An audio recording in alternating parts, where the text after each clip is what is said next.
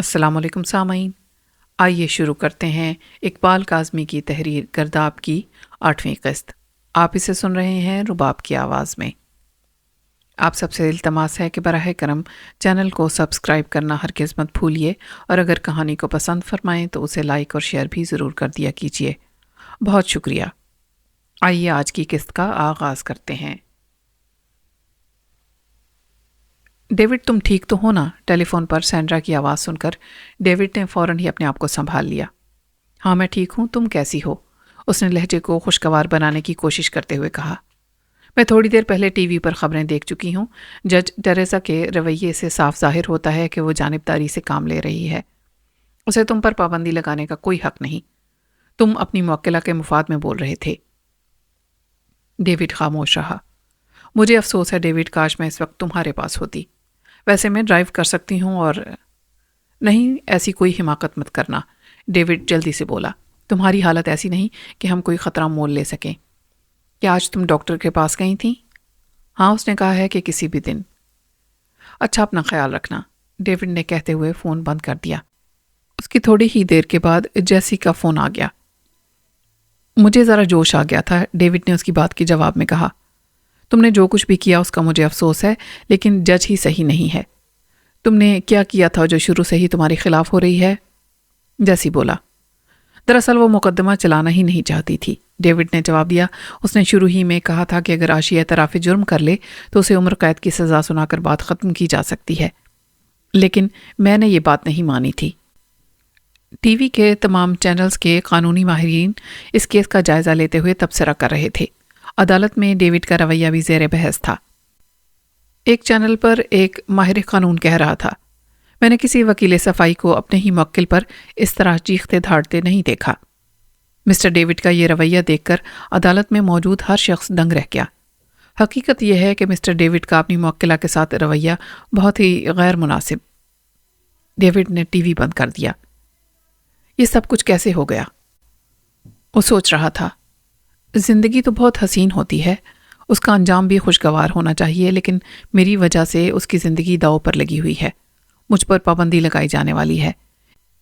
ایک نیا مہمان ہمارے گھر آنے والا ہے اور میں بے روزگار ہو رہا ہوں۔ رات دھیرے دھیرے بیت رہی تھی۔ وہ اپنے ہوٹل کے کمرے میں تنہا بیٹھا تاریکی میں گھور رہا تھا۔ وہ زندگی میں کبھی اتنا مایوس نہیں ہوا تھا۔ وہ چشم تصور سے عدالت میں پیش آنے والا منظر دیکھ رہا تھا۔ تم میری عدالت میں ملزمہ کو ہپنوٹائز نہیں کر سکتے۔ اگر جج مجھے عدالت میں اسے ہپنوٹائز کرنے کی اجازت دے دیتی تو جیوری کے ارکان اس کی باتیں سن کر اور اسے دیکھ کر یقیناً قائل ہو جاتے، لیکن اب بہت دیر ہو چکی ہے، سب کچھ ختم ہو چکا ہے۔ کون کہتا ہے سب کچھ ختم ہو چکا ہے؟ اس کے اندر سے ایک آواز ابھری۔ اب میں اور کچھ نہیں کر سکتا۔ تمہاری موکلہ بے گناہ ہے اور کیا تم اسے مر جانے دو گے؟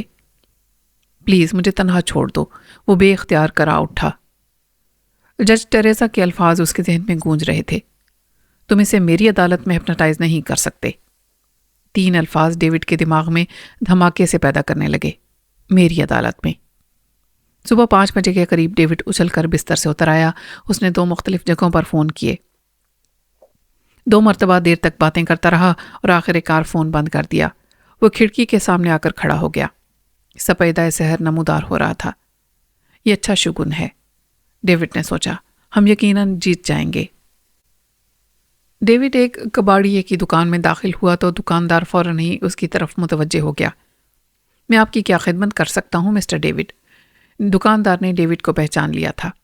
مجھے دراصل ایک فولڈنگ سکرین کی ضرورت ہے، تمہارے پاس ایسی کوئی چیز مل سکتی ہے؟ کیوں نہیں جناب، دکاندار نے جواب دیا۔ یہ پرانی چیزوں کی دکان ہے، آپ کو اصل چیز تو نہیں مل سکتی، لیکن جو کچھ بھی ہے دکھاؤ، لیکن ذرا جلدی، ڈیوڈ کہنے لگا۔ دکاندار ڈیوڈ کو دکان کے اندرونی حصے میں لے گیا۔ یہاں پر ایک شیلف میں کئی فولڈ شدہ سکرینیں رکھی تھیں۔ دکاندار نے جو پہلی سکرین دکھائی وہی ڈیوڈ کو پسند آ گئی۔ یہ سکرین کس پتے پر بھجوانی ہوگی جناب؟ دکاندار نے پوچھا۔ میں خود ساتھ لے کر جا رہا ہوں، ڈیوڈ نے جیب سے پرس نکالتے ہوئے جواب دیا۔ ڈیوڈ کا اگلا سٹاپ ایک ہارڈ ویئر سٹور تھا، جہاں سے اس نے ایک سوئس فوجی چاقو خریدا اور اس کے 15 منٹ کے بعد وہ فولڈ کی ہوئی سکرین بغل میں دبائے کوٹ ہاؤس کی عمارت میں داخل ہو رہا تھا۔ وہ محافظ کی میز کے قریب رک گیا۔ میں نے آشی جمیل کے انٹرویو کے لیے گولڈبرگ کا چیمبر استعمال کرنے کی خصوصی اجازت حاصل کی ہے۔ جج گولڈبرگ چھٹی پر ہیں تو ان کا کمرہ کھول دو۔ تمام انتظام ہو چکا ہے سر، مجھے حکم مل چکا ہے کہ آپ سے تعاون کیا جائے، محافظ نے جواب دیا۔ ڈاکٹر سنتوش شرما اور ان کا دوسرا ساتھی پہلے ہی پہنچ چکے ہیں، اب چلیے میں آشی کو لے کر آتا ہوں۔ شکریہ، ڈیوڈ کہتے ہوا آگے بڑھ گیا۔ جج گولڈبرگ کا کمرہ خاصا وسیع و عریض تھا اور اس میں ڈیوڈ کی ضرورت کی ہر چیز بھی موجود تھی۔ کھڑکی کے رخ پر ایک میز اور اس کے پیچھے گھومنے والی کرسی، ایک دیوار کے قریب لمبی سی کاؤچ اور چند کرسیاں بھی رکھی تھیں۔ ڈیوڈ جب کمرے میں داخل ہوا تو ڈاکٹر سنتوش شرما ایک اور آدمی کے ساتھ وہاں پہلے ہی موجود تھا۔ سوری ڈاکٹر، میں کچھ لیٹ ہو گیا، ڈیوڈ نے باری باری ان کی طرف دیکھتے ہوئے کہا۔ یہ ایورسن ہے، ڈاکٹر شرما نے دوسرے آدمی کا تعارف کرایا۔ تم نے جو کچھ کہا تھا وہ تمام مہارتیں اس کے اندر موجود ہیں۔ آشی بھی آ رہی ہے، ڈیوڈ نے کہا، پھر آئیورسن کی طرف دیکھتے ہوئے بولا، وہ جگہ ہمارے لیے کیسی رہے گی؟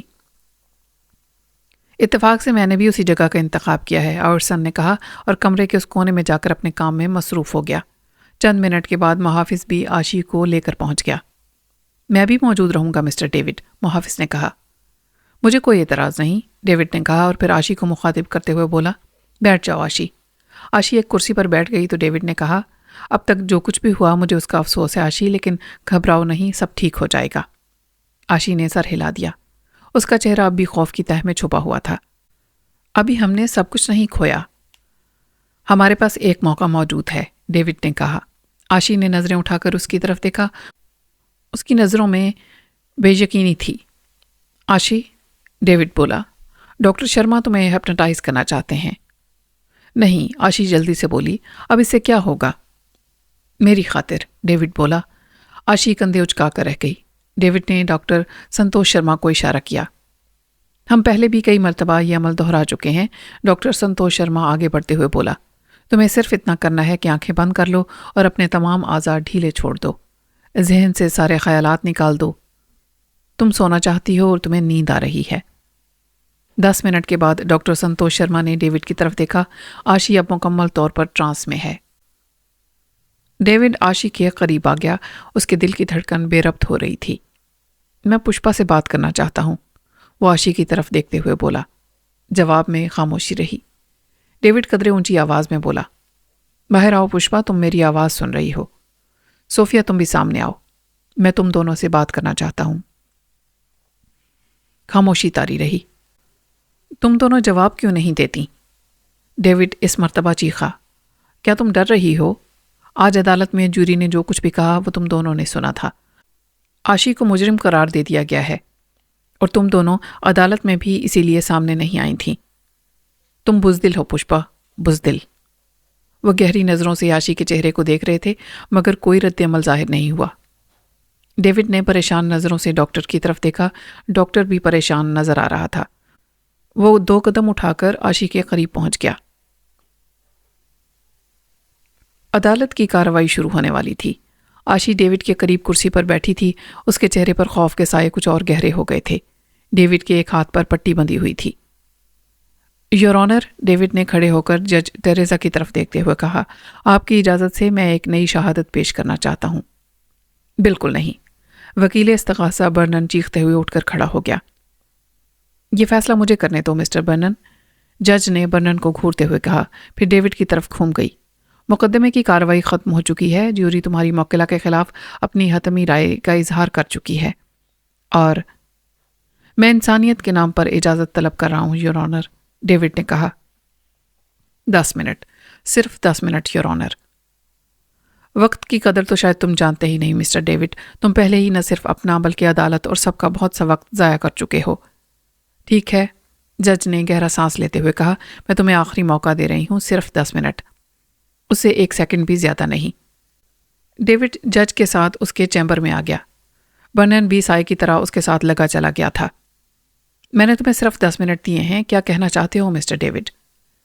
میں آپ کو ایک چھوٹی سی فلم دکھانا چاہتا ہوں یور آنر، ڈیوڈ بولا۔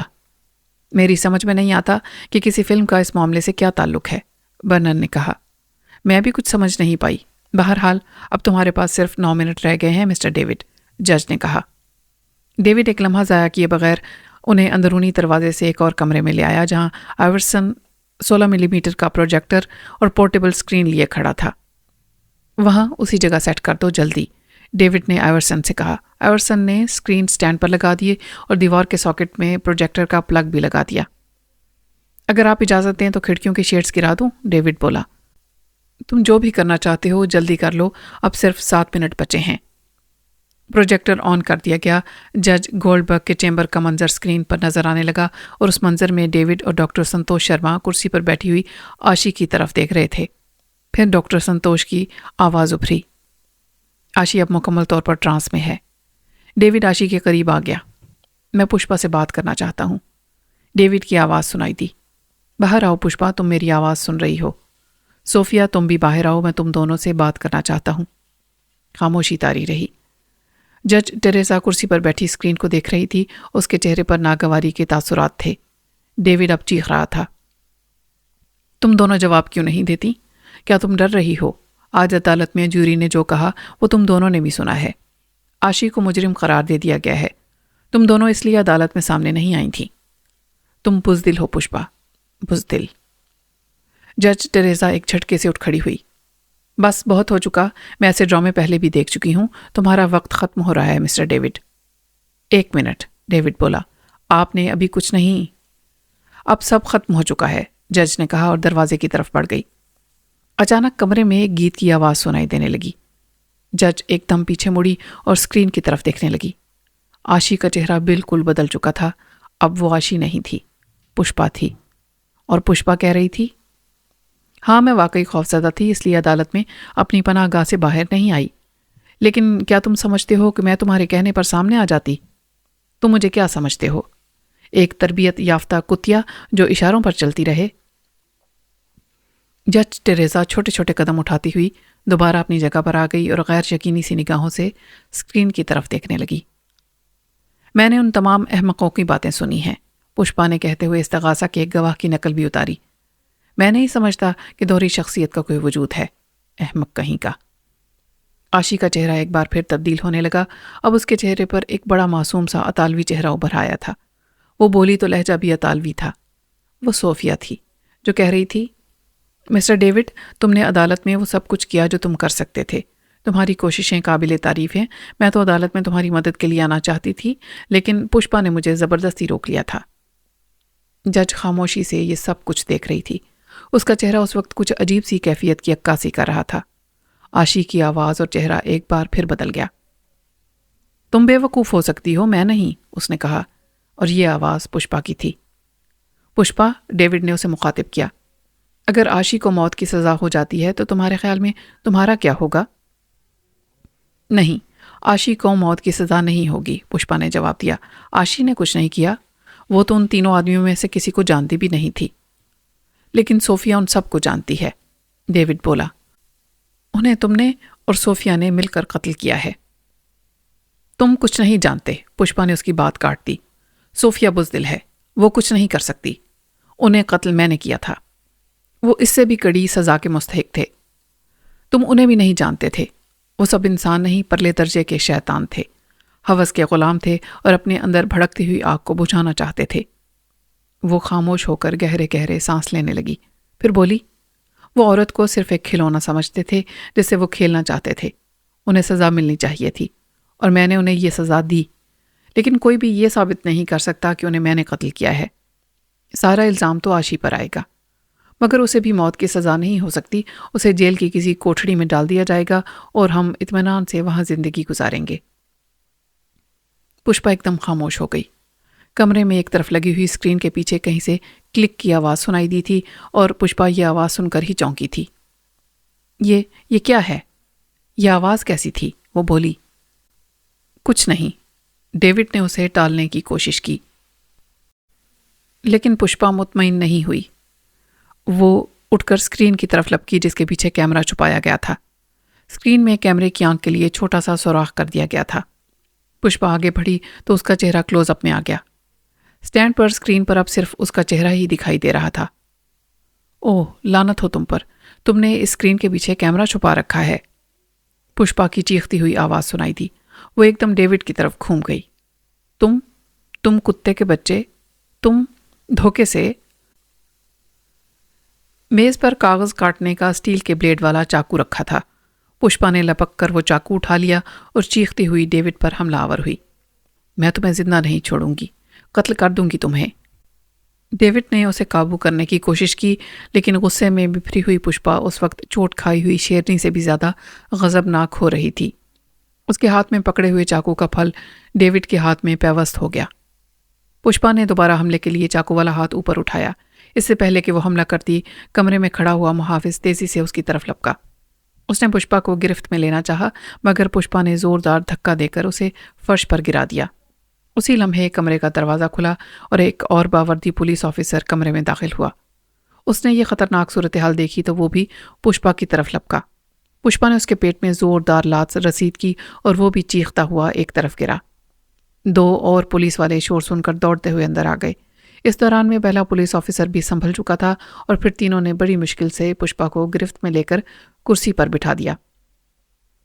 پشپا اپنے آپ کو چھڑانے کی کوشش کرتی ہوئی بری طرح چیخ چلا رہی تھی۔ ڈیوڈ کے ہاتھ سے خون بہہ رہا تھا۔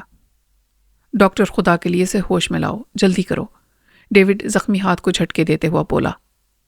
آشی، آشی، ڈاکٹر سنتوش شرما آگے بڑھتے ہوئے بولا، میری آواز سن رہی ہو؟ اب تم جاگ جاؤ گی، پشپا جا چکی ہے، اب تمہیں کوئی خطرہ نہیں۔ آشی، میں 3 تک گنوں گا اور… ڈاکٹر شرما گنتی گن رہا تھا۔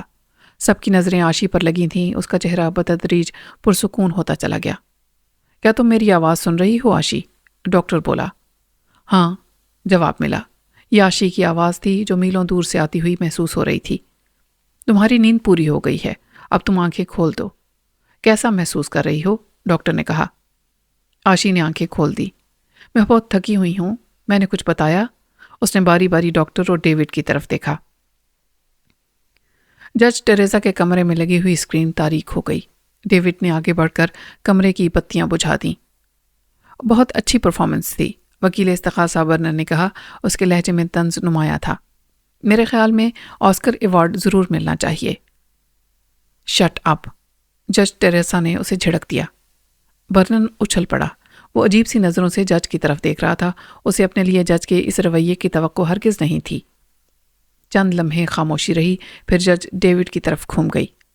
مسٹر ڈیوڈ، وہ مدھم لہجے میں بولی، کیا میری طرف سے معذرت قبول نہیں کرو گے؟ ڈیوڈ کے منہ سے گہرا سانس نکل گیا۔ وہ اپنے آپ کو ایک دم بہت ہلکا پھلکا محسوس کرنے لگا تھا۔ کمرہ عدالت کھچا کھچ بھرا ہوا تھا۔ جج ٹریسا اپنی کرسی پر بیٹھی کہہ رہی تھی، دونوں معزز وکلا اس بات پر آمادہ ہیں کہ وہ معروف ماہر نفسیات ڈاکٹر سنتوش شرما، جنہوں نے مدعا علیہ کا تفصیلی معائنہ کیا ہے، کے فیصلے کو تسلیم کریں گے، اور عدالت کا فیصلہ یہ ہے کہ مس آشی جمیل بے گناہ ہے، اس نے کوئی جرم نہیں کیا۔ عدالت اسے قتل کے الزام سے باعزت بری کرتے ہوئے یہ حکم دیتی ہے کہ ذہنی امراض کے کسی اچھے ہسپتال میں اس کا سرکاری خرچ پر علاج کرایا جائے۔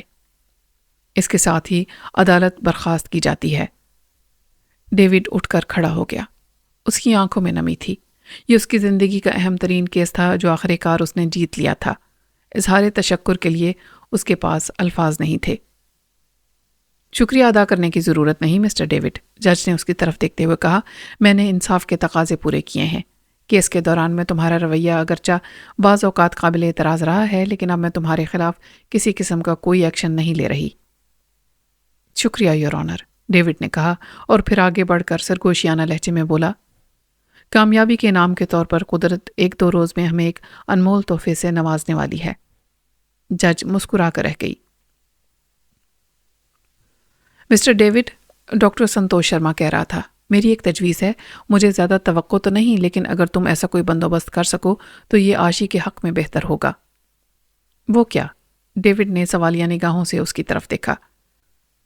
کیلیفورنیا نفسیاتی ہسپتال دوہری شخصیت کے علاج کے لیے خاصی شہرت رکھتا ہے، ڈاکٹر شرما نے کہا۔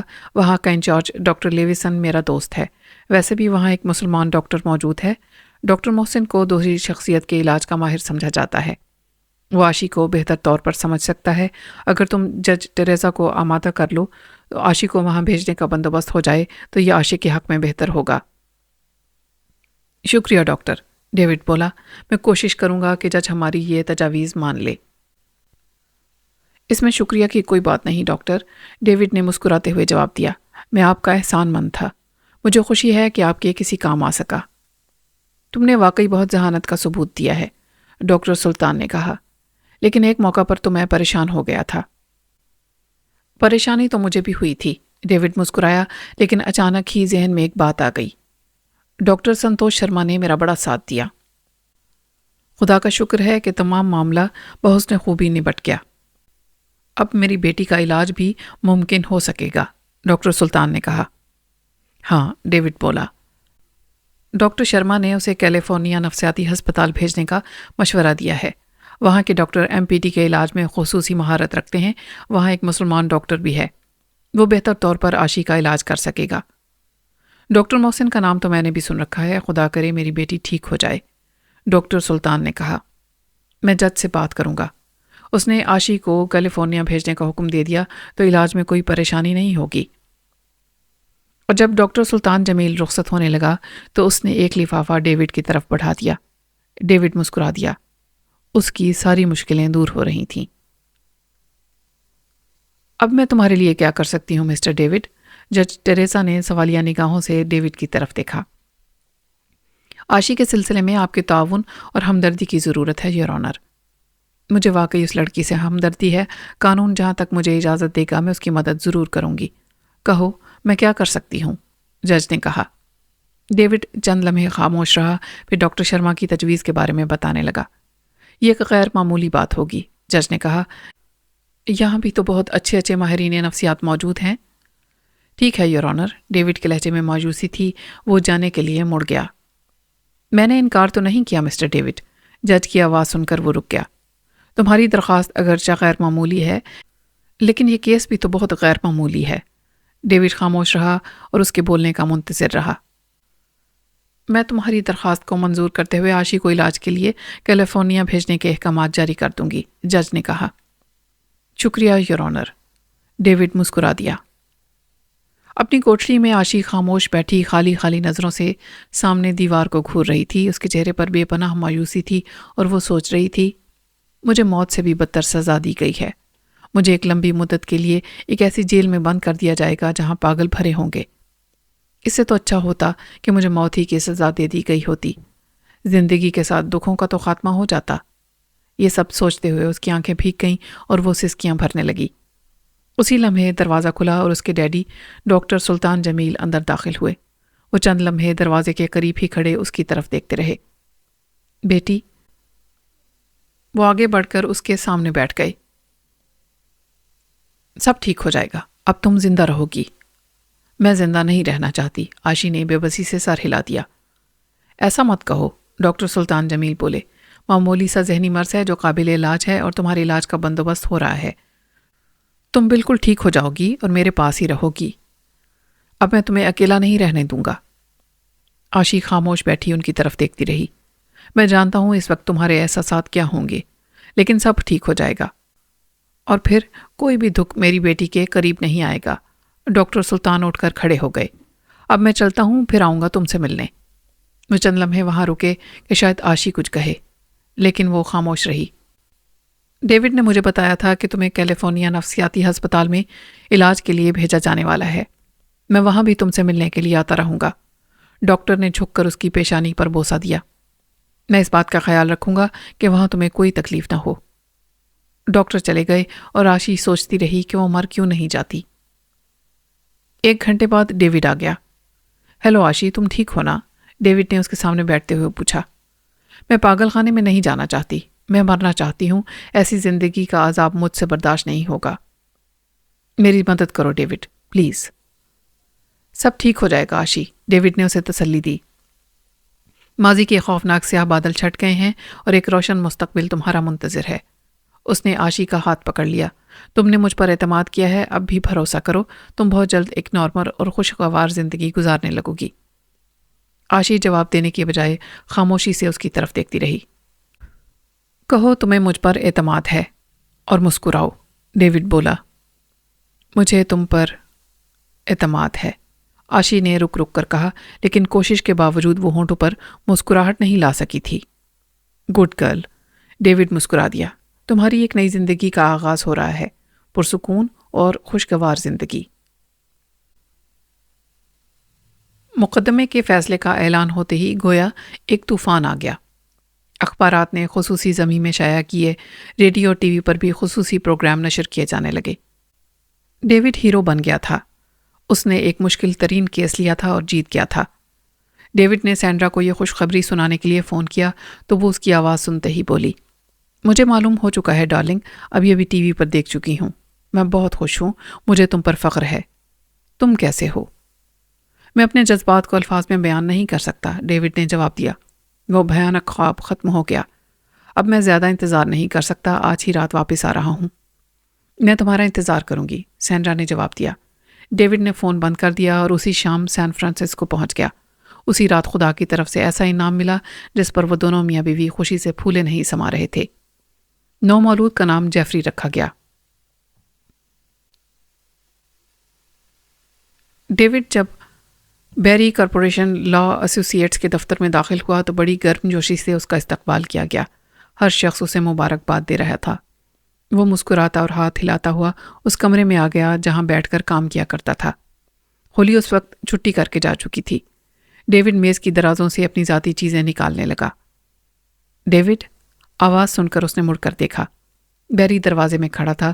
وہ چند لمحے اس کی طرف دیکھتا رہا، پھر آگے بڑھ آیا۔ یہ کیا کر رہے ہو ڈیوڈ؟ بیری نے الجھی ہوئی نگاہوں سے اس کی طرف دیکھا۔ اس مقدمے کی کارروائی کے دوران مجھے یہاں کی ملازمت سے فارغ کر دیا گیا تھا۔ اپنی ذاتی استعمال کی چیزیں لے جا رہا ہوں، ڈیوڈ نے جواب دیا۔ ملازمت سے فارغ کر دیا گیا تھا؟ بیری کے لہجے میں حیرت تھی۔ بالکل نہیں ڈیوڈ، یقیناً کوئی غلط فہمی پیدا ہو گئی تھی۔ اصل بات یہ ہے کہ ہم نے تمہیں کمپنی کا پارٹنر بنانے کا فیصلہ کر لیا ہے اور آج سپہر 3 بجے تک تمہارے لیے ایک پریس کانفرنس کا انتظام بھی کیا گیا ہے۔ کیا واقعی؟ ڈیوڈ نے حیرت سے اس کی طرف دیکھا۔ بالکل، بیری مسکرا دیا۔ آپ کو یہ پریس کانفرنس منسوخ کرنی پڑے گی مسٹر بیری، ڈیوڈ نے جواب دیا۔ میں نے فوجداری قانون کی پریکٹس جاری رکھنے کا فیصلہ کر لیا ہے۔ جیسی نے تو مجھے پارٹنرشپ کی پیشکش بھی کر دی ہے۔ آپ کے ساتھ بھی کوئی ایسا مسئلہ ہوا تو اس ناچیز کو یاد کر لیجئے گا، اور جہاں تک آپ کی پارٹنرشپ کا تعلق ہے تو اسے کسی ایسی جگہ چھپا کر رکھیے کہ سورج کی روشنی بھی اس پر نہ پڑے۔ ڈیوڈ نے اپنی چیزیں سنبھالی اور بیری کا انتظار کیے بغیر دفتر سے باہر نکل گیا۔ بہت خوبصورت فلیٹ ہے، جیسی نے شاندار فلیٹ کی تعریف کرتے ہوئے کہا۔ شکریہ جیسی، ڈیوڈ مسکرا دیا۔ اس وقت نرسری روم سے بچے کے رونے کی آواز سنائی دی اور سینڈرا تیز تیز قدم اٹھاتی ہوئی اس طرف چلی گئی۔ ڈیوڈ اور جیسی ایک اور کمرے میں آ گئے جہاں کارنرز پر خوبصورت فریم میں ایک بچے کی تصویر لگی ہوئی تھی۔ بہت خوبصورت فریم ہے، کہاں سے آیا؟ جیسی نے پوچھا۔ جج ٹیریزا نے تحفہ بھیجا ہے، ڈیوڈ نے جواب دیا۔ ٹھیک ہے دوست، جیسی بولا، چند روز تم آرام کر لو، پھر باقاعدگی سے دفتر میں بیٹھنا شروع کر دو۔ ہم اوریگن جانے کا پروگرام بنا رہے ہیں، ڈیوڈ بولا۔ سینڈرا کے والد بھی بڑی بے چینی سے ہمارا اور جونیئر کا انتظار کر رہے ہیں۔ چلے جاؤ مگر جلدی آ جانا، کیونکہ… جیسی چند لمحوں کو خاموش ہوا، پھر اس کی طرف دیکھتے ہوئے بولا، اتفاق ہی سے آج ہی ہمارے پاس ایک کیس آیا ہے۔ ایک عورت پر اپنے 2 بچوں کے قتل کا الزام ہے۔ میرا خیال ہے وہ بے گناہ ہے۔ میں ایک اور کیس کے سلسلے میں واشنگٹن جا رہا ہوں۔ تم اوریگن سے واپس آ جاؤ تو اس عورت سے مل لینا۔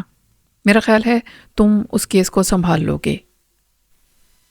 ویسٹ پورٹ سے 15 میل کے فاصلے پر نفسیاتی ہسپتال اور اسے ملحقہ جاگیر دراصل وم بیکر نامی ایک جاگیردار کی ملکیت تھی۔ یہ عمارت اس نے 1910 میں رہائش گاہ کے طور پر تعمیر کرائی تھی۔ عمارت کے ارد گرد 40 ایکڑ رقبہ تھا جو کسی مرغزار کا منظر پیش کرتا تھا۔ وسط میں اس عمارت کے علاوہ ایک عدد ورک شاپ، گھوڑوں کے لیے استبل، مویشیوں کے باڑے کے علاوہ ایک بہت بڑا سوئمنگ پول بھی تھا۔ 1925 میں یہ جائیداد حکومت نے خرید لی تھی اور عمارت میں تبدیلیاں کر کے اسے 100 بستر کا ہسپتال بنا دیا تھا۔ اس وسیع و عریض رقبے کے چاروں طرف خاردار تاروں کی اونچی باڑ لگا دی گئی تھی۔ مرکزی گیٹ پر ایک گارڈ روم بھی تھا جہاں ہر وقت محافظ موجود رہتے تھے۔ عمارت کی تمام کھڑکیوں پر لوہے کی موٹی موٹی سلاخیں لگی ہوئی تھیں۔ عمارت کا ایک حصہ ایسا بھی تھا جسے سیکیورٹی ایریا کہا جاتا تھا۔ یہاں خطرناک مریضوں کو رکھا جاتا تھا۔ ڈاکٹر لیویسن اس ہسپتال کا انچارج تھا۔ اس ہسپتال میں کئی ماہر نفسیات اور ذہنی امراض کے معالج موجود تھے جو اپنے اپنے شعبے میں خاصی شہرت رکھتے تھے۔ ڈاکٹر لیویسن اس وقت اپنے دفتر میں اپنے 2 ماتحتوں ڈاکٹر گریگ اور ڈاکٹر محسن رضا کے ساتھ ایک اہم میٹنگ میں مصروف تھا۔ یہ میٹنگ ایک ایسی مریضہ کے بارے میں تھی جو ابھی ہسپتال نہیں پہنچی تھی۔ ڈاکٹر محسن رضا کی عمر 46 کے لگ بھگ تھی۔ وہ درمیانے قد کا ایک صحت مند آدمی تھا۔ سیاہ آنکھوں میں مقناطیسی چمک تھی۔ دوہری شخصیات والے مریضوں کے حوالے سے اسے خاصی شہرت حاصل تھی۔ اسے انسانی نفسیات کے اس شعبے کا ماہر سمجھا جاتا تھا۔ ڈاکٹر محسن رضا تقریباً 20 سال پہلے امریکہ آیا تھا۔ انسانی نفسیات اس کا موضوع تھا اور اس میں اس نے اسپیشلائز کیا تھا۔ کچھ عرصہ ریاست پینسلوینیا میں بھی رہا تھا، اور جب اسے کیلیفورنیا ہسپتال کی طرف سے پیشکش ہوئی تو وہ یہاں آ گیا اور کئی برسوں سے یہیں تھا۔ ڈاکٹر لیویسن کی عمر اگرچہ 70 کے لگ بھگ تھی، لیکن اس کی صحت قابل رشک تھی۔ وہ چھوٹے قد کا ایک دبلا پتلا آدمی تھا۔ گول داڑھی اس کے چہرے پر بہت اچھی لگ رہی تھی۔ آنکھوں پر نازک سی سنہرے فریم کی اینک ٹکی تھی۔ وہ اس نفسیاتی ہسپتال کا انچارج تھا۔ ڈاکٹر گریگ فاسٹر کئی سال سے ڈاکٹر محسن کے ساتھ کام کر رہا تھا اور وہ اس کا معاون خاص تھا، اور ان دنوں دوہری شخصیت پر ایک کتاب بھی لکھ رہا تھا۔ وہ تینوں اس وقت عاشی کے ریکارڈ پر اظہار خیال کر رہے تھے۔ اس خاتون کی زندگی اب تک خاصی ہنگامہ خیز رہی ہے، ڈاکٹر لیویسن نے کہا۔ اس کی عمر صرف 28 سال ہے اور وہ 5 آدمیوں کو قتل کر چکی ہے۔ اس نے سامنے رکھے ہوئے کاغذات کی طرف دیکھا۔ یہ اپنے وکیل کو بھی قتل کرنے کی کوشش کر چکی ہے۔ وہ چند لمحوں کو خاموش ہوا، پھر باری باری دونوں کی طرف دیکھتے ہوئے بولا، جب تک مکمل تشخیص نہیں ہو جاتی ہم اس کے بارے میں مطمئن نہیں ہو جاتے۔ اسے سیکیورٹی وارڈ میں رکھا جائے گا۔ وہ یہاں کب پہنچ رہی ہے؟ ڈاکٹر محسن رضا نے پوچھا۔ اسی وقت انٹرکام کا بزر بجا۔ ڈاکٹر لیویسن نے ریسیور اٹھا لیا۔ دوسری طرف سے اس کی سیکرٹری تھی۔ ڈاکٹر لیویسن، وہ کہہ رہی تھی، وہ لوگ مس عاشی جمیل کو لے آئے ہیں، کیا انہیں آپ کے دفتر میں بھیج دیا جائے؟ ہاں بھیج دو، ڈاکٹر نے کہتے ہوئے ریسیور رکھ دیا۔ یہ طویل سفر بھی کسی بھیانک خواب سے کم نہیں تھا۔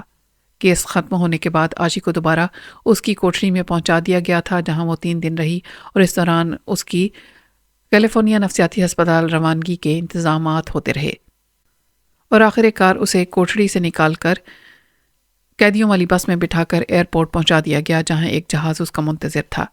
یہ D6 طیارہ تھا۔ اسے بھی قیدیوں کو ایک جگہ سے دوسری جگہ لے جانے کے لیے استعمال کیا جاتا تھا۔ جہاز میں اس کے علاوہ 24 قیدی اور بھی تھے، اور ان سب کو ہتھ کڑیاں اور بیڑیاں لگی ہوئی تھیں۔ عاشی کو بھی ہتھ کڑیاں لگی ہوئی تھیں۔ سیٹ پر بیٹھنے کے بعد اس کے پیروں میں بھی زنجیریں ڈال کر سیٹ کے پائے سے باندھ دی گئیں۔ مجھے ہتھ کڑیاں اور پیروں میں زنجیریں کیوں ڈالی گئی ہیں؟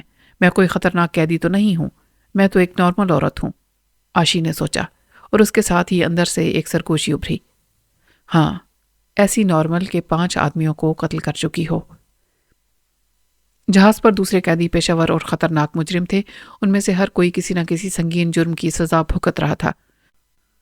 انہیں مختلف ریاستوں میں واقع ٹاپ سیکیورٹی والی عدالتوں میں بھیجا جا رہا تھا۔ جہاز پر ان خطرناک قیدیوں میں عاشی واحد عورت تھی۔ ایک قیدی نے عاشی کی طرف دیکھ کر دانت نکال دیے۔ ہائے بیبی، میرے پاس آ کر بیٹھو، ہوائی سفر کا مزہ ہی کچھ اور ہوگا۔ اپنی گندی زبان بند رکھو، ایک محافظ نے قیدی کو جھڑک دیا۔ میرا خیال ہے تم نے اپنی زندگی میں کبھی رومانس نہیں لڑایا۔ ویسے خود ہی سوچو، اس حالت میں ہم اس کا کیا بگاڑ سکتے ہیں؟ اسی قیدی نے کہا، اور پھر عاشی کی طرف دیکھتے ہوئے بولا، ویسے تمہیں سزا کس بات کی ہوئی بیبی؟ کیسی ہو بہن؟ دوسرے قیدی نے کہا، میرے قریب آ بیٹھو، میں تمہاری گود میں سر رکھ کر سونا چاہتا ہوں۔ 1 منٹ، تیسرا قیدی چیخا۔ وہ دیر سے گہری نظروں سے عاشی کو دیکھ رہا تھا۔ یہ وہی کتیا ہے جس نے 5 آدمیوں کو قتل کیا ہے۔ وہ سب قیدی چونک سے گئے، اور اس کے بعد کسی قیدی نے زبان نہیں کھولی، البتہ وہ کنکھیوں سے اس کی طرف دیکھتے ضرور رہے۔ نیو یارک کی طرف جاتے ہوئے کچھ قیدیوں کو اتارنے اور کچھ نئے قیدیوں کو لینے کے لیے جہاز نے 2 جگہوں پر لینڈ کیا تھا۔ اس طرح سفر خاصا طویل ثابت ہوا تھا، اور آخر کار جب جہاز نے ایئرپورٹ پر لینڈ کیا تو عاشی اپنے آپ کو برسوں کی بیمار محسوس کر رہی تھی۔ عاشی کے پیروں کی زنجیریں کھول کر اسے جہاز سے نیچے اتار لیا گیا۔ رن وے پر ایک ہی پولیس وین کھڑی تھی، اور اس کے قریب ہی 2 پولیس آفیسر عاشی کا انتظار کر رہے تھے۔ عاشی کو وین میں بٹھا کر اس کے پیروں میں زنجیریں ڈال دی گئیں۔ عاشی نے اس قدر ذلت اور توہین کبھی محسوس نہیں کی تھی۔ یہ حقیقت تھی کہ وہ اپنے آپ کو بالکل نارمل محسوس کر رہی تھی۔ اس وقت وہ پولیس کے اس طرز عمل سے بڑی ذہنی کوفت میں مبتلا ہو رہی تھی۔ کیا وہ یہ سمجھتے ہیں کہ وہ فرار ہونے یا کسی کو قتل کرنے کی کوشش کرے گی؟ کیا وہ نہیں جانتے کہ ماضی کا وہ خوفناک خواب ختم ہو چکا ہے؟ جب اسے عدالت نے بری کرنے کا اعلان کیا تھا تو اسے یقین تھا کہ آئندہ یہ سب کچھ نہیں ہوگا۔ وہ تو وہاں سے بہت دور چلی جانا چاہتی تھی۔ پولیس وین میں سفر کرتے ہوئے اس کی آنکھ لگ گئی۔ جہاز کے طویل سفر نے اسے بری طرح تھکا دیا تھا اور اپنے حواس پر قابو رکھنا اس کے لیے مشکل ہو رہا تھا۔ پھر ایک محافظ نے اسے کندھے سے پکڑ کر جھنجھوڑ دیا۔ وہ ہسپتال کے گیٹ پر پہنچ گئے تھے۔ اس کے کچھ ہی دیر کے بعد آشی کو ڈاکٹر لیویسن کے دفتر میں پہنچا دیا گیا۔ میں تمہیں ہسپتال میں خوش آمدید کہتا ہوں مس آشی، ڈاکٹر نے مسکراتے ہوئے اس کی طرف دیکھا۔ آشی خاموش کھڑی رہی۔ اس کا چہرہ کسی خوف سے زرد ہو رہا تھا۔ ڈاکٹر لیویسن نے اپنے ساتھیوں کا تعارف کرایا اور ایک کرسی کی طرف اشارہ کرتے ہوئے بولا، بیٹھ جاؤ پلیز۔ پھر اس نے محافظ کی طرف دیکھا۔ ہتھ کڑیاں کھول دو۔ آشی کی ہتھ کڑیاں کھول دی گئیں اور وہ کلائیاں سہلاتے ہوئے ایک کرسی پر بیٹھ گئی۔ مجھے احساس ہے کہ اب تک کی صورتحال تمہارے لیے بہت تکلیف دے رہی ہوگی، ڈاکٹر گریگ نے اس کی طرف دیکھتے ہوئے کہا۔ ہم تمہیں آرام پہنچانے کی ہر ممکن کوشش کریں گے۔ ہمارا اولین مقصد یہ ہے کہ تم جلد سے جلد صحت یاب ہو کر یہاں سے رخصت ہو جاؤ۔ اس میں آشی رک رک کر بولی، کتنا عرصہ لگے گا؟ فوری طور پر تو اس کا جواب نہیں دیا جا سکتا، اس مرتبہ ڈاکٹر لیویسن نے کہا، لیکن اگر تمہارا علاج ممکن ہو سکا تو اس میں 5-6 سال بھی لگ سکتے ہیں۔ ڈاکٹر لیویسن کی زبان سے نکلا ہوا ایک ایک لفظ گھونسے کی طرح آشی کے دل پر لگا۔ اگر تمہارا علاج ممکن ہو سکا تو اس میں 5-6 سال بھی لگ سکتے ہیں۔ تھراپی بالکل آسان اور بے ضرر ہے، ڈاکٹر لیویسن نے کہا۔ ڈاکٹر محسن رضا یہاں تمہارے معالج ہوں گے۔ ہر کمبینیشن میں ہپناٹزم، گروپ تھراپی اور آرٹ تھراپی شامل ہوگی، لیکن ذہن میں رکھنے کی سب سے اہم بات یہ ہے کہ ہم تمہارے دشمن نہیں، دوست ہیں۔ یہاں تمہارے ساتھ بالکل دوستوں جیسا برتاؤ کیا جائے گا۔ ڈاکٹر محسن گہری نظروں سے آشی کی طرف دیکھ رہا تھا۔ ہم تمہاری مدد کرنا چاہتے ہیں، وہ بولا، اور ہماری خواہش ہے کہ تم بھی ہماری مدد کرو تاکہ تمہارے علاج کو زیادہ سے زیادہ آسان اور ممکن بنایا جا سکے۔ اس کے بعد دیر تک خاموشی رہی۔ ڈاکٹر لیویسن نے ایک اٹینڈنٹ کو اشارہ کیا، اس نے آگے بڑھ کر آشی کو بازو سے پکڑ لیا۔ یہ اٹینڈنٹ تمہیں تمہارے کمرے میں پہنچا دے گا، ڈاکٹر گریگ نے کہا، ہم بعد میں پھر بات کریں گے۔ جب آشی دفتر سے باہر جا چکی تو ڈاکٹر لیویسن ڈاکٹر محسن رضا کی طرف دیکھتے ہوئے بولا، کیا خیال ہے؟ ہمیں ایک ایڈوانٹیج حاصل ہے، ڈاکٹر محسن رضا نے جواب دیا، اور وہ یہ کہ ہمیں صرف اس میں موجود دوہری شخصیات پر کام کرنا پڑے گا۔ ویسے آپ کو یاد ہے کسی ایک شخصیت میں زیادہ سے زیادہ کتنی شخصیات کا پتہ چلا تھا؟ مجھے وہ عورت کبھی نہیں بھول سکتی، ڈاکٹر لیویسن نے گہرا سانس لیا۔ مسز برنارڈ، 90 شخصیات تھیں اس کے اندر۔ اس عمارت کو باہر سے دیکھ کر آشی کے ذہن میں ایسی کوئی بات نہیں آئی تھی، لیکن ڈاکٹر لیویسن کے دفتر سے نکلتے ہوئے وہ سوچ رہی تھی کہ شاید یہ ذہنی امراض کا ہسپتال ملک کے دور دراز کسی علاقے میں واقع تنگ اور تاریک جیل سے مختلف نہیں ہوگا، مگر اس کا یہ اندیشہ غلط ثابت ہوا۔ ہسپتال کسی کلب ہاؤس سے ملتا جلتا تھا، فرق صرف اتنا تھا کہ اس میں کھڑکیوں کی جگہ آہنی سلاخیں لگی ہوئی تھیں۔ اٹینڈنٹ کے ساتھ طویل اور کشادہ راہداریوں میں چلتے ہوئے آشی تجسس آمیز نظروں سے ادھر ادھر دیکھ رہی تھی۔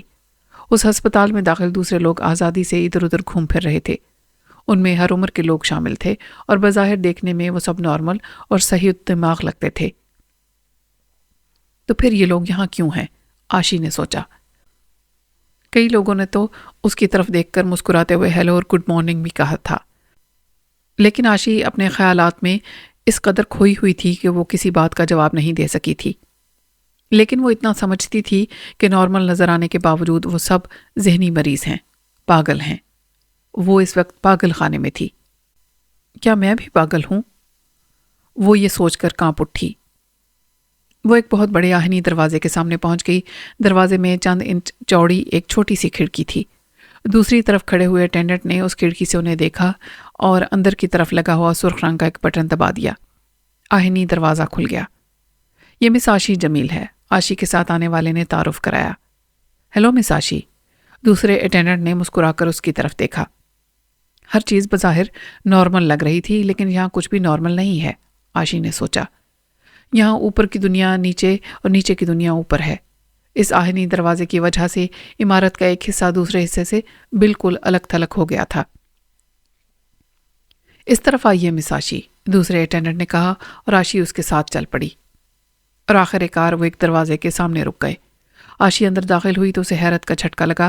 اس کا خیال تھا کہ یہ کمرہ جیل کی کوٹھڑی کی طرح ہوگا، جس میں ایک دیوار کے ساتھ لمبا سا تختہ لگا ہوگا جس پر ناریل کی چھال سے بھرا ہوا ایک میلا سا تکیہ رکھا ہوگا۔ لیکن اس کا تصور غلط نکلا۔ یہ کمرہ درمیانے سائز کا تھا، دیواروں پر ہلکا نیلا رنگ تھا جس سے آنکھوں میں تراوٹ سی محسوس ہو رہی تھی۔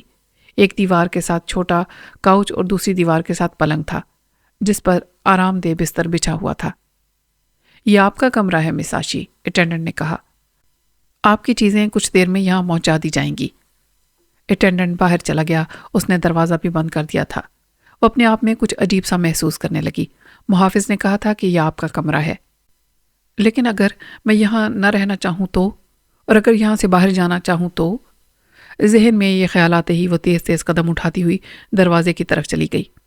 اس نے ہینڈل پر ہاتھ رکھ کر گھمایا، لیکن دروازہ باہر سے بند تھا۔ وہ کاؤچ پر بیٹھ گئی اور ذہن میں بکھرے ہوئے خیالات مجتمع کرنے کی کوشش کرنے لگی۔ وہ مثبت سوچ پر توجہ دینے کی کوشش کر رہی تھی۔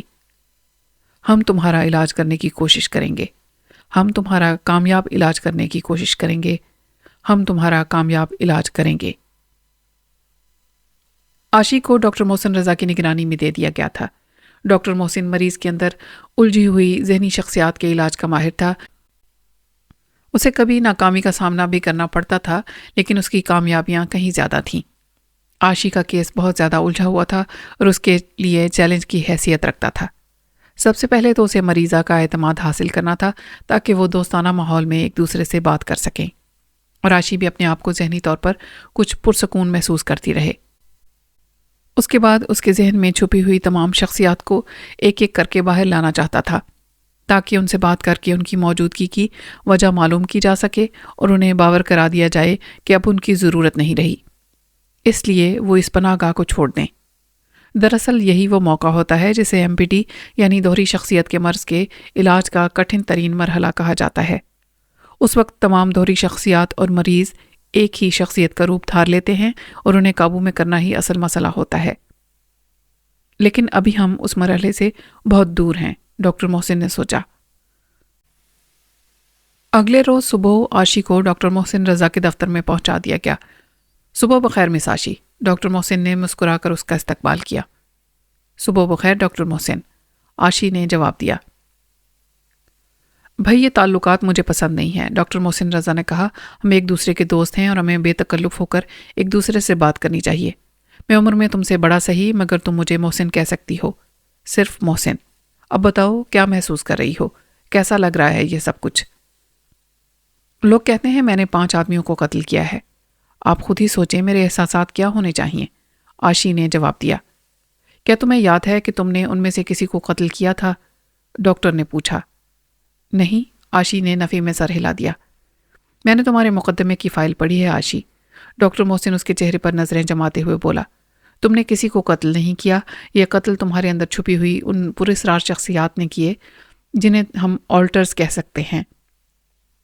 میں ان آلٹر سے رابطہ کرنے کی کوشش کروں گا اور تمہاری ہی مدد سے انہیں چلے جانے پر مجبور کروں گا۔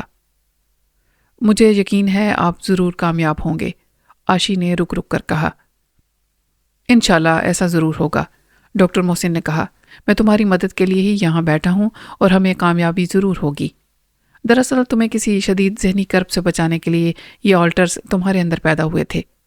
سب سے پہلے ہمیں یہ معلوم کرنا ہے کہ تمہارا وہ ذہنی کرب کیا تھا اور اس کی وجہ کیا تھی۔ یہ معلوم کرنا بہت ضروری ہے کہ یہ آلٹرز تمہارے اندر کب پیدا ہوئے تھے۔ یہ آپ کیسے معلوم کریں گے؟ آشی نے پوچھا۔ اب وہ ڈاکٹر محسن کی باتوں میں دلچسپی لے رہی تھی۔ صرف باتوں سے سب کچھ تم پر بتدریج واضح ہوتا چلا جائے گا۔ کسی موقع پر تمہیں ہپناٹائز بھی کرنا پڑے گا، کبھی سوڈیم ٹیسٹ بھی ہوگا۔ تمہیں پہلے بھی ہپناٹائز کیا جا چکا ہے، اس میں ڈرنے کی تو کوئی بات نہیں۔ ہاں، ڈاکٹر سنتوش شرما نے کئی مرتبہ مجھے ہپناٹائز کیا تھا، آشی نے جواب دیا۔ یہاں تم پر کسی قسم کا دباؤ نہیں ہوگا، ہمارے پاس بہت وقت ہے اور سب کچھ تمہاری رضامندی سے ہوگا، ڈاکٹر محسن نے کہا، اور چند لمحوں کی خاموشی کے بعد بولا۔ اس طرح تمام مرحلے طے ہو جائیں گے اور تم آہستہ آہستہ ٹھیک ہوتی جاؤ گی۔ وہ تقریباً 1 گھنٹہ تک باتیں کرتے رہے۔ اس دوران میں عاشی اپنے آپ کو بہت پرسکون محسوس کرتی رہی۔ جب وہ اپنے کمرے میں آئی تو سوچ رہی تھی کہ ڈاکٹر محسن کا علاج ضرور کامیاب ہوگا اور شاید زندگی میں پہلی مرتبہ اس نے اپنے خالق حقیقی کے سامنے گڑ گڑا کر اپنے صحت یابی کے لیے دعا بھی مانگی۔ عاشی کو رخصت کرنے کے بعد ڈاکٹر محسن رضا ڈاکٹر لیویسن کے دفتر میں پہنچ گیا۔ میں نے تقریباً 1 گھنٹے تک عاشی سے بات کی ہے، وہ کہہ رہا تھا۔ اچھی خبر یہ ہے کہ عاشی اپنے ذہنی مسئلے کو تسلیم کرتی ہے اور علاج کے دوران ہر طرح سے تعاون کرنے کو تیار ہے۔ گویا ابتدا ہو چکی ہے، ڈاکٹر لیویسن نے کہا۔ بہرحال مجھے صورتحال سے آگاہ رکھیے۔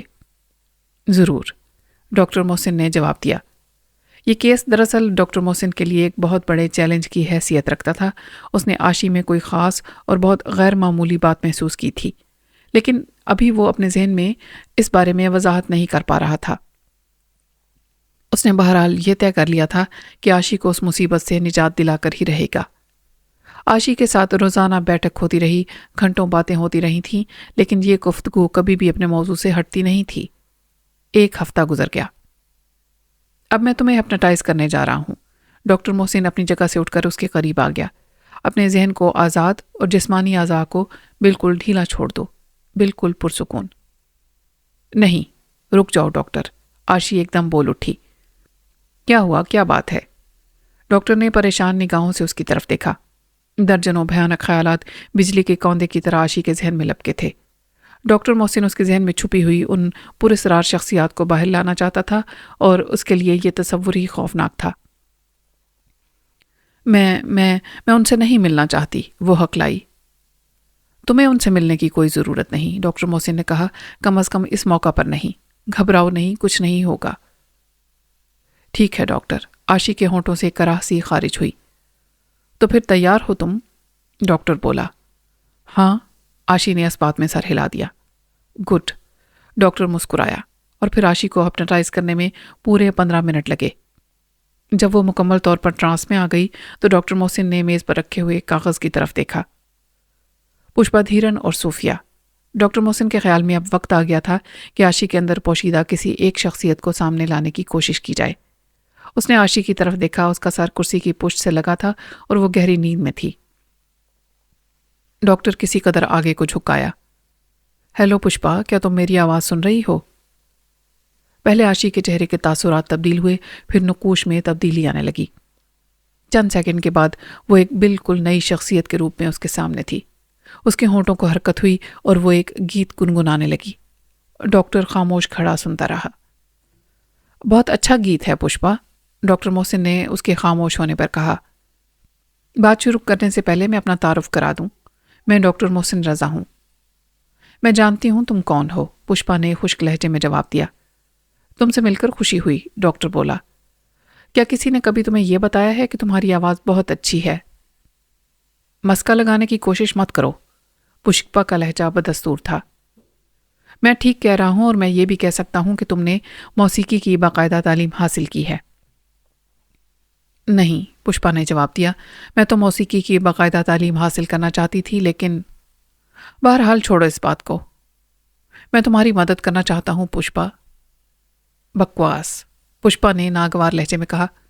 تم مجھے اپنی ہوس کا نشانہ بنانا چاہتے ہو، بس اور کچھ نہیں۔ تمہارے ذہن میں ایسا گندا خیال کیوں آیا؟ ڈاکٹر بولا۔ تمام مرد ایک جیسے ہوتے ہیں، کسی جوان اور حسین عورت کو دیکھ کر ان کی رال ٹپکنے لگتی ہے۔ ہر مرد وہی چاہتا ہے۔ Bye bye. پشپا۔ خاموشی۔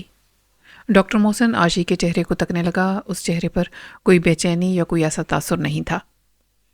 صوفیہ؟ عاشی کے چہرے پر کوئی تبدیلی رونما نہیں ہوئی۔ صوفیہ؟ اس مرتبہ بھی کوئی رد عمل ظاہر نہیں ہوا۔ صوفیہ، میں تم سے بات کرنا چاہتا ہوں۔ عاشی پر اضطراب کی سی کیفیت طاری ہونے لگی، وہ کسمسانے لگی۔ صوفیہ، باہر آؤ۔ عاشی نے ایک گہرا سانس لیا، پھر اس کے ہونٹ حرکت میں آ گئے۔ وہ اطالوی زبان میں کچھ کہہ رہی تھی۔ میری بات سنو صوفیہ، تم بالکل محفوظ ہو۔ میں بہت تھکی ہوئی ہوں، جواب ملا۔ اس کی وجہ شاید یہ ہے کہ تم ایک بہت کٹھن اور دشوار مرحلے سے گزر کر آئی ہو، لیکن اب وہ سب کچھ پیچھے رہ گیا ہے۔ تمہیں کوئی خوف نہیں، تمہارا مستقبل بھی بہت پرسکون اور خوشگوار ہوگا۔ کیا تم جانتی ہو اس وقت کہاں ہو؟ یہ کوئی ایسی جگہ ہے جہاں بیمار لوگ رہتے ہیں، صوفیہ نے جواب دیا۔ یہی وہ جگہ ہے جہاں تمہارا علاج کیا جائے گا، ڈاکٹر محسن نے کہا۔ تم آنکھیں بند کر کے چشمے تصور سے اس جگہ کا جائزہ لو تو اس جگہ کے بارے میں تمہارے ذہن میں کیا خیال آتا ہے؟ ہوگراتھ، جو پاگل خانے اور ایسی خوفناک چیزیں پینٹ کرنے میں اپنا ثانی نہیں رکھتا تھا۔ میں چاہتا ہوں کہ تم ایسی خوفناک چیزوں کے بارے میں نہ سوچو، ڈاکٹر محسن نے کہا۔ تمہیں کیا چیز پسند ہے؟ یہاں رہتے ہوئے کیا کام کرنا پسند کرو گی؟ مجھے پینٹنگ پسند ہے، صوفیہ نے جواب دیا۔ ہم تمہارے لیے کچھ چیزوں کو بندوبست کر دیں گے جس سے تم اپنا یہ ذوق پورا کر سکو۔ نہیں۔ کیوں؟ ڈاکٹر نے پوچھا۔ میں کچھ نہیں کرنا چاہتی، آرام کرنا چاہتی ہوں۔ صوفیہ، صوفیہ، ڈاکٹر محسن نے پکارا۔ آشی کا چہرہ ایک بار پھر تبدیل ہونے لگا۔ صوفیہ جا چکی تھی۔ اس نے آشی کو جگا دیا۔ آپ نے اپنا کام شروع نہیں کیا؟ آشی نے آنکھیں کھول کر پوچھا۔ کام تو ختم بھی ہو گیا، ڈاکٹر محسن نے جواب دیا۔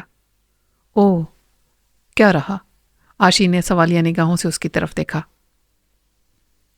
پشپا اور صوفیہ سے میری بات ہوئی ہے، ڈاکٹر نے جواب دیا۔ آغاز اچھا ہے، کامیابی بھی جلد ہی ہوگی۔ اسی روز آشی کو ڈیوڈ کا خط مل گیا۔ ڈیئر آشی، امید ہے تمہارا علاج بھی شروع ہو چکا ہوگا اور تم بہت جلد ٹھیک ہو کر واپس آ جاؤ گی۔ یہ مت سوچنا کہ میں تمہیں بھول چکا ہوں، حقیقت یہ ہے کہ میں تمہیں اکثر یاد کرتا ہوں۔ ہم دونوں نے قانون کی ایک طویل جنگ لڑی ہے اور یہ جنگ بڑی سخت تھی۔ قدم قدم پر رکاوٹیں تھیں، لیکن آخر کار ہم جیت گئے۔ اور ہاں، تمہارے لیے ایک خوشخبری بھی ہے۔ عدالت نے مجھے یقین دہانی کرائی ہے کہ تمہارے خلاف بیڈفورڈ اور کیوبک میں ہونے والے قتل کے الزامات ختم کر دیے جائیں گے۔ میرے لائق کوئی خدمت ہو تو بلا تکلف خط لکھ دینا۔ تمہاری صحت کے لیے دعا گو، ڈیوڈ۔ اگلے روز صبح ایک بار پھر ڈاکٹر محسن آشی کو ہپنوٹائز کر کے پشپا سے باتیں کر رہا تھا۔ اب کیا بات ہے ڈاکٹر؟ پشپا نے کھردرے لہجے میں پوچھا۔ تم سے کچھ باتیں کرنا چاہتا ہوں، دراصل میں تمہاری مدد کرنا چاہتا ہوں، ڈاکٹر محسن نے کہا۔ میں بالکل ٹھیک ہوں، مجھے تمہاری مدد کی ضرورت نہیں ہے۔ لیکن مجھے تمہاری مدد کی ضرورت ہے پشپا، تم سے کچھ سوالات کے جوابات چاہتا ہوں۔ آشی کے بارے میں تمہاری کیا رائے ہے؟ لعنت بھیجو اس پر، میری زبان مت کھلواؤ ڈاکٹر۔ تم اسے پسند نہیں کرتی؟ ڈاکٹر نے پوچھا۔ بالکل نہیں، پشپا نے خشک لہجے میں جواب دیا۔ ناپسندیدگی کی کوئی وجہ تو ہوگی۔ چند لمحے خاموشی رہی، پھر پشپا کی آواز سنائی دی۔ وہ ہر ایک کو زندگی کی خوشیوں سے دور رکھنے کی کوشش کرتی ہے۔ بڑی خوش قسم کی لڑکی ہے۔ اگر میں کبھی کبھار اس پر حاوی نہ ہوں تو ہماری زندگی بھی بوریت کا شکار ہو جائے۔ اسے نہ تو کہیں جانا پسند ہے، نہ سیر و تفریح کا شوق ہے، اور نہ ہی مردوں سے ملنا جلنا۔ اور تمہیں یہ سب پسند ہے؟ ڈاکٹر محسن نے پوچھا۔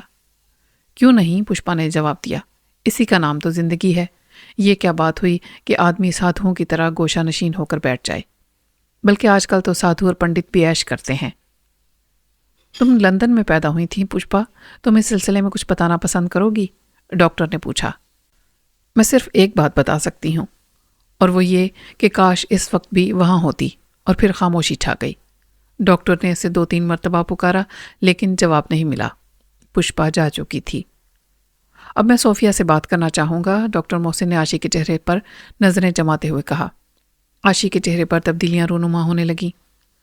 صوفیہ، ڈاکٹر نے آگے جھکتے ہوئے اسے مخاطب کیا۔ یس، فوراً ہی جواب ملا۔ تم نے میری اور پشپا کی باتیں تو سنی ہوں گی، ڈاکٹر نے پوچھا۔ ہاں۔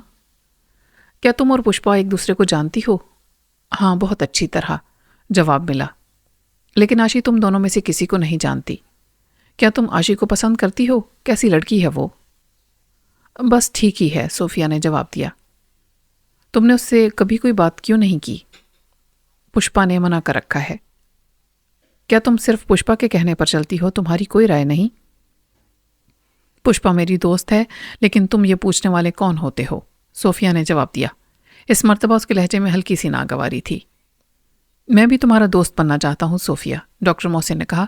مجھے اپنے بارے میں کچھ بتاؤ، تم کہاں پیدا ہوئی تھیں؟ روم میں۔ کیا روم تمہیں پسند ہے؟ ڈاکٹر محسن نے پوچھا۔